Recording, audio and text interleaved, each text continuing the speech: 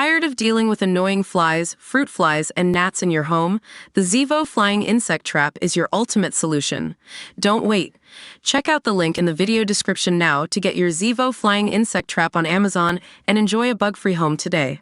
In May this year, Canadian serial killer Robert Pickton was fatally attacked in prison.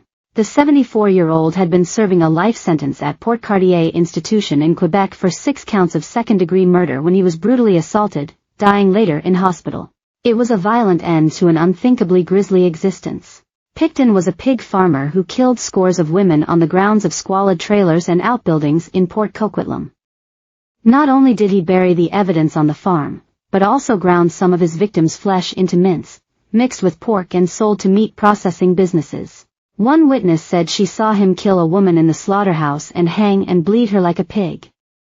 Another revealed that Pickton had told him a good way to kill a female heroin addict was to inject her with windshield washer fluid. His first offense was exposed in 1997 when he picked up a sex worker known as Stitch in his truck. He took the woman to his grim trailer on the farm, which she described as more of a junkyard full of beaten-up wrecked cars. Speaking in a 2011 documentary called The Pig Farm, Stitch revealed, "The kitchen was so dirty and grubby and I remember a butcher knife on the table. Feeling uneasy, she went to call her boyfriend, but then Pickton grabbed her hand and cuffed her. I didn't know if he was going to rape me or kill me," she remembers. Grabbing the knife from the kitchen table, Stitch fought for her life as Pickton attacked, stabbing her 4 times. "I could feel hot stuff running down my chest. I knew it was blood. I figured I was going to die," she remembers. Eventually Stitch managed to hit him back and make her escape, naked.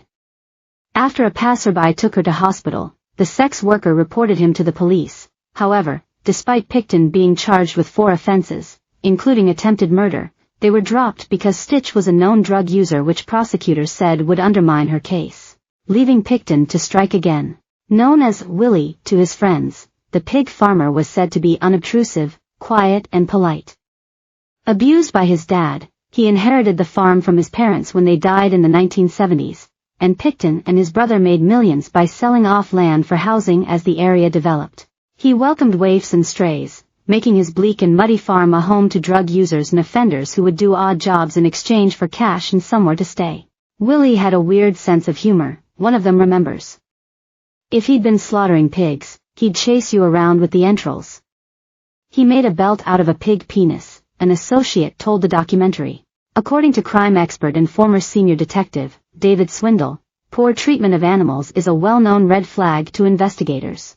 David, who used to run major investigation and was responsible for bringing serial killer Peter Tobin to justice, tells U.S. News, "There is always that element of progressing from younger years, cruelty to animals, torture of animals, to killing later on."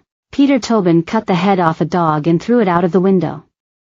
As a kid at school, Moore's murderer Ian Brady killed a cat. Pickton was a slaughterman who loved seeing animals suffer, and then he moved on. It was progressive behavior. Over the next few years following the attack on Stitch, dozens of women would go missing after visiting Pickton's farm. He targeted vulnerable women, sex workers, drug users and marginalized women from indigenous communities. He would go into downtown Vancouver, pick them up and bring them back before raping them, killing them and disposing of their bodies. Selecting women based on their vulnerability is another common trait within killers, David adds.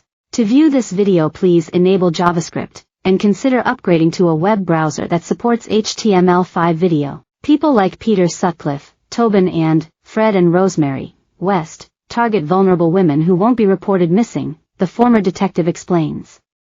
They took in lodgers, women with substance abuse issues, those who have been in care.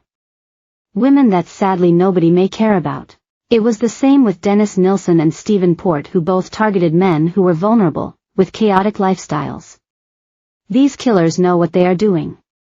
Pickton targeted sex workers and got sadistic sexual pleasure from doing it. By 1997, Vancouver Police's Constable Dave